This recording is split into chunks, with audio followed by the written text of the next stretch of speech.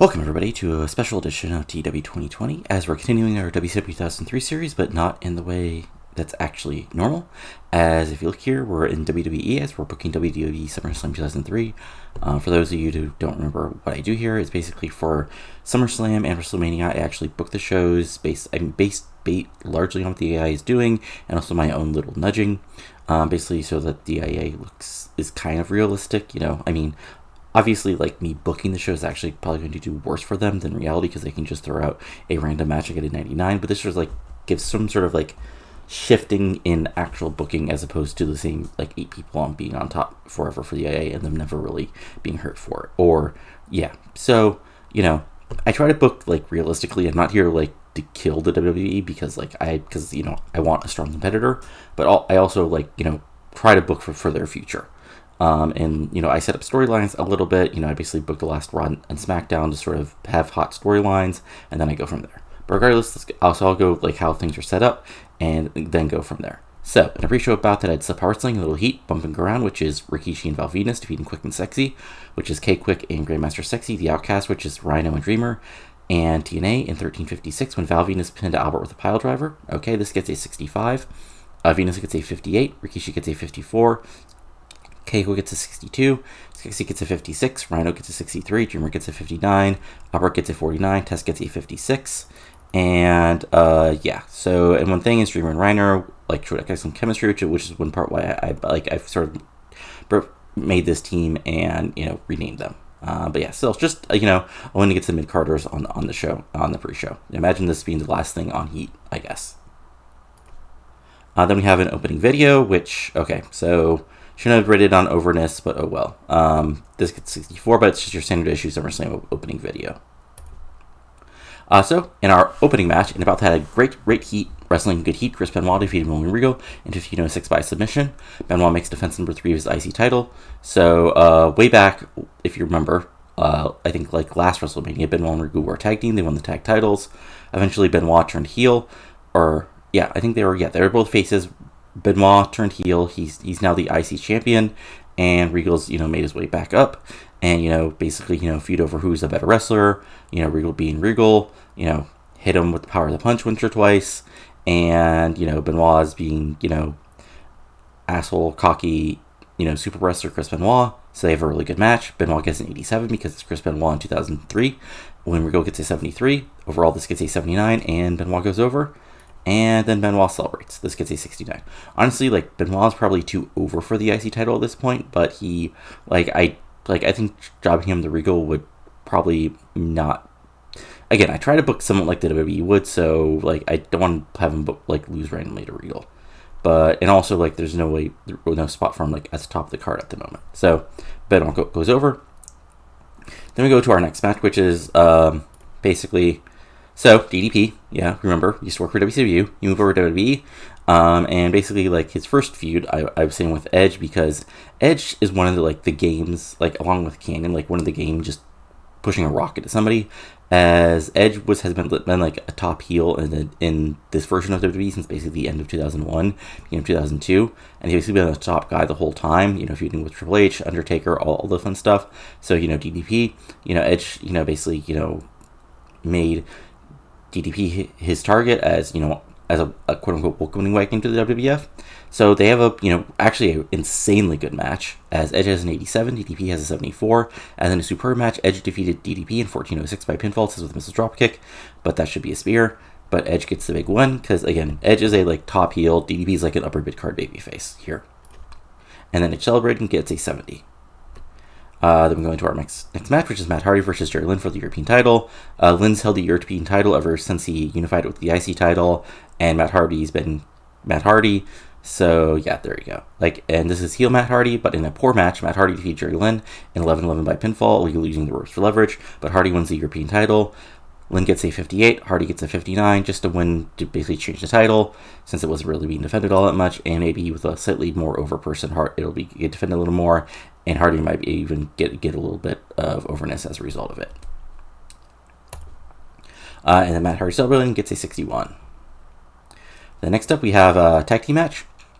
So, this is the APA, Billy Gunn and Christian, who are both part of Team Angle, And then the Radicals, who were the current tag team champions, they won the belts off Dudley Boys, who have a long title reign. And remember, the Dudley Boys are also a part of Team Angle, but Billy Gunn and Christian have basically been teaming up as basically begin the idea. They're the two of the best, parts of two of the best tag teams in history. So they be the ultimate tag team. And APA is a member of Disturbia, which is Austin's heel group with Raven. So, and about that decent reaction from the crowd, but subpar wrestling, Billy Gunn and Christian defeated the APA and the Radicals in 12:44. It says order of elimination because I forgot to make it one fall, but, Billy Gunn, let's say, pins Farouk to win the titles. And, yeah, this is just a way to get Team Angle over, and also they were, by far the most over people in the match.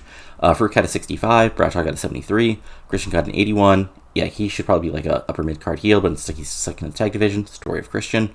Billy Gunn gets a 64. Perry Saturn gets a 47. Dean Malenko gets a 51. Dean Malenko and Perry Saturn have no chemistry as partners, which is hilarious if you consider their real-life teaming. And yeah, there we go. So this gets 68. Just solid match to give Gunn and Christian the tag titles. And then they celebrate. They get a 70. Then next match, which I'm going to actually go over here before I show it, is Jericho versus Raven versus Taker. Now, basically, Jericho was feuding with Lesnar, at least in the game according to the AI, but Lesnar's doing other stuff, as you'll see in a minute. But basically, this is Jericho and Taker, were baby faces teaming, and they're still baby faces, but they got an argument as baby faces do in WWE. And then Raven got involved doing Raven things, being, all, trying to play them off each other, and they finally agreed to a three-way match, and here we go. And the match got a 79. Ouch. In a superb match, Chris Jericho defeated Raven and Undertaker in 15:07 when Chris Jericho pinned Raven. This gets a 79. Raven's extended drummer's elbow. Jericho got an 80, which is actually worse than I expected. Raven got a 73. Undertaker got a 91. Jericho benefited from having a hot move. So, let's see here. Penalized for... Okay, low morale. Okay. But regardless, what happens here is basically... Taker gets taken out outside, but in ring, Jericho's able to hit, a big move to get the pinfall on Raven. And he quickly, after celebrates, moves over for sort of the big angle as... Yeah, I know. So basically what happens here is The Undertaker, is in the ring after losing. The lights go out, and Leviathan, alongside Ariel Belmont, makes her debut attacking The Undertaker. This gets a 52. So, yeah. I mean, again, these guys are directly coming up from OVW. But I figured, this is how they would push him if they were bringing up, because I didn't want to bring Batista up as Batista, just because that's how the world will work. So why not bring him up as his OVW gimmick and see what happens? After all, you can always go off TV and become Dave Batista. And plus, Batista in 2003 versus Taker feuding in 2003 would be fun. But yeah, Batista makes his debut as Leviathan alongside Ariel Belmont, Shirley Martinez as his manager, and they attack The Undertaker. And this gets a 52, because of course it does. Then we had, in a poor match, Randy Orton defeated X-Pac in 9:40 by pinfall in Ozone, which I think is a roll the dice or an overdrive, one of those wacky moves. But this is just a changing of the guard match. Orton is a goat moving up, X-Pac is moving down, and Orton gets a big win on pay-per-view. Orton gets 65, X-Pac gets a 61, and then Orton celebrating gets a 70. And then next up, which again I'm going to go over before I actually show it, is a women's tag team match. So basically, the Stratus Lita feud has sort of burned itself out. I mean, at least on the eye, because they've done it every other month. And also, since Stratus, I think, just won back the title a couple months ago, I figured WWF would do their WWF thing where they have a random women's tag match. And since it's still 2003 in WWF, it's a bra and panties match. And it's and you'll see the competitors here in a second. And this is just your basic, Mean Girls WWE feud. And remember. Lita still has backstage heat because she cheated with Triple H on Stephanie McMahon. So remember that. So, and about that, had decent wrestling, but didn't have much heat, but got 75. Trish Stratus and Jackie Gayda defeated Lita and Jillian Hall. It says it's elimination, but okay, in 8:26. So Jackie Gayda gets 63, Trish Stratus gets an 88, Jillian Hall gets a 47, Lita gets a 74. Not enough selling shown. It's a women's bra and panties match. Anyway, this gets 75, and then afterwards, Trish also strips Lita. So this gets a 70, and there you go. So just a way to get the baby faces over, and everybody's happy. Well, okay. About 60% of the audience is happy. Then we had a feud going video going over the Kane Big Show Lesnar feud for the world title. So basically, Kane surprisingly won the title last month at Vengeance, completely screwing over my own internal booking plans over this, but I made this up. So Shawn Lesnar were feuding both via the EII, and Lesnar was one of the people Shaw was one of the people that Lesnar killed on his path to becoming, sort of a top guy. And ironically, I kind of booked this correctly, as on a show in lead up to this, Shawn and Lesnar both got big wins. Shaw defeated Raven, and Lesnar, I think, now I'm forgetting who he beat, but he beat I think he beat DDP. But, Shaw also turned face, as sort of in the build up to this. So yeah, all good stuff. So it's Kane, Shaw, Lesnar for the world title, third from the top. As an exceptional match, which gets an 80, Brock Lesnar defeated Kane and Big Show in 13:23 when Brock Lesnar pinned Big Show with it says overability, but we all know it was an F5, and Brock Lesnar wins the WWF World Heavyweight title. Kane gets an 81, Lesnar gets an 85, Big Show gets a freaking 89. Not lack psychology. He says, well, it was badly paced because the crowd was buzzing, but oh well. Lesnar, hot new move. I mean, it's the F5. And yeah, ironically, I didn't plan for Lesnar to win the world title, at a SummerSlam, just like he did in real life. But, it just sort of worked here because I can actually totally see the WWF booking where, they take the title off Angle, who had the title for almost a year, gave it to Kane so he can drop it to Lesnar, and thus setting up, in the long run, a Lesnar-Angle storyline. Or maybe knowing the AI booking, they'll just have that Lesnar-Angle match at the next pay-per-view. But regardless, Lesnar wins the title, and Lesnar celebrating with the title, the era of Lesnar has begun, gets an 87. So, then we have our Click War video, which gets an 87. So again, this shouldn't be this complicated, but basically, Michaels and Halls have been top babyfaces, Triple H has been a top heel, Kevin Nash came in as Triple H's buddy, and there's been shootist promos galore for the last, for the last month or so since Nash came in, and also it's been put over that it's half of DX and the Outsiders versus half of DX and the Outsiders. And there you go. There's your match, which is probably actually the big selling point for this show. I mean, the main event also, but also this. But yeah, this gets an 87. Then the actual match, which gets an 89. So actually, see, I thought about not putting this as the main event, but I was worried about Kevin Nash being in the match. But oh well, okay. I guess I should have had faith in Triple H and Shawn Michaels. But regardless, an exceptional match, Scott Hall and Shawn Michaels defeat Triple H and Kevin Nash in 15:20. When Shawn Michaels pinned Triple H with a sweet chin music, this gets an 89. Kevin Nash gets a 79. Triple H gets a 93. Shawn Michaels gets a 93. Scott Hall gets a 76. And yeah. So everybody goes over. Match overall gets an 89. And then Babyface celebrating afterwards gets an 83. So then we have a Kurt Angle Austin video, which also basically I'm turning Austin face.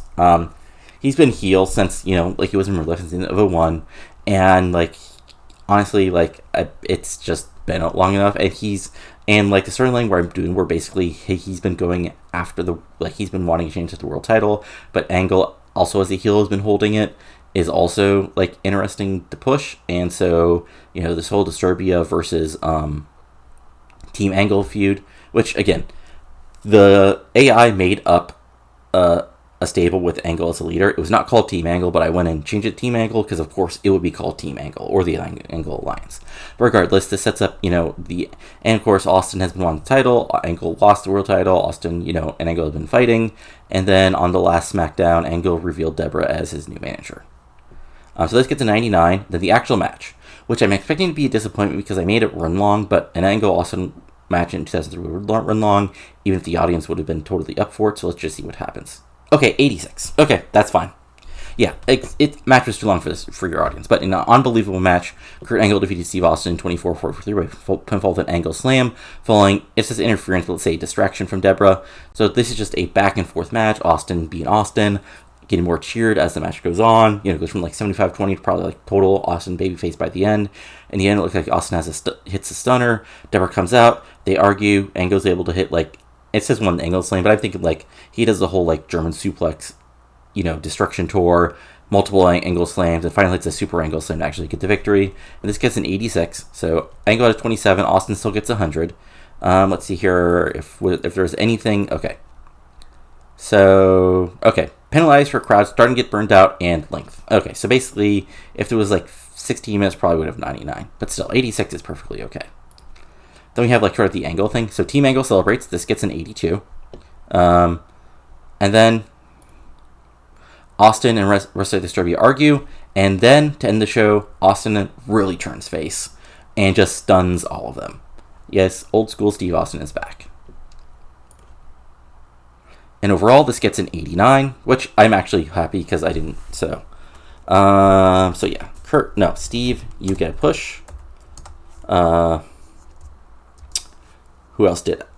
Edge actually gets, because he was great. And was there any other matches that was better than I expected? Actually, yeah. Guess what? Shawn Michaels, you get it. You get praise for a great performance.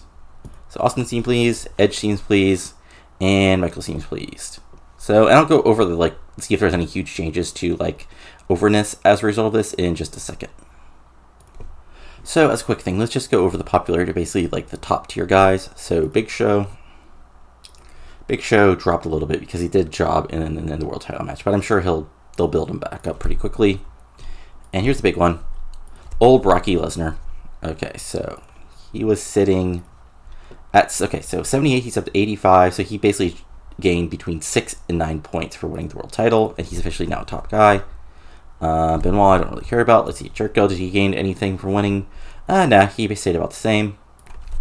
Edge, see, that's the thing, it's Edge has been this is a reality where Edge is actually far more of a top guy than Chris Jericho, and Edge gained a little bit for winning. Let's see here, did Kane lose a bunch for losing the world title? Let's see here. Not okay. No, actually, being a big match helped him. Kurt Angle. Okay, yeah, Kurt Angle is a goddamn wrestling god, and he's in the hundreds now. This is the Kurt Angle we should have gotten, not comedy Kurt Angle. Track progress. Okay, yeah, Angle, Michaels by being in that big match is all the way in the low 90s. Austin is still a wrestling, he's still Steve Austin. And this is interesting because, again, if we go to, where is he? A wrestler. Nope, that's the wrong thing. Personal info. Nope, that's not it. Nope, that's not it. Skills. Yeah, so, see, he's not totally screwed as far as body goes. Taker is still Taker, so yeah, he's up to the mid-20s. And the game. So Triple H is actually still around 90. Again, it's surprising that he hasn't been really punished for cheating. But if you actually look at his where is it? Personal info, right? Yeah. So hatred of Vince, hatred of Shane, hatred of Lita, dating Lita, but he's still being pushed as a top guy. That's actually hilarious. And let me see if there's anybody else who we really care for doing a quick check.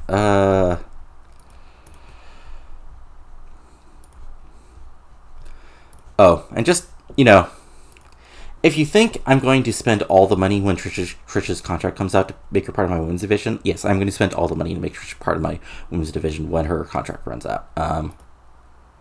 Let's see here. Let me see how good that Leviathan,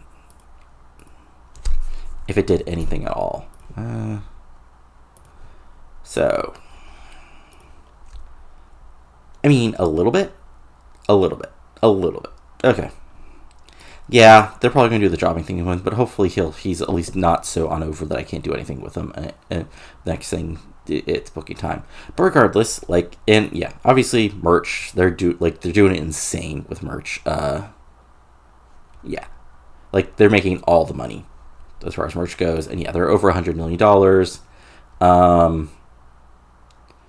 Developmental. So one thing I did was I moved CM Punk from HWA to OVW. So there you go. Yeah, Homicide's part of their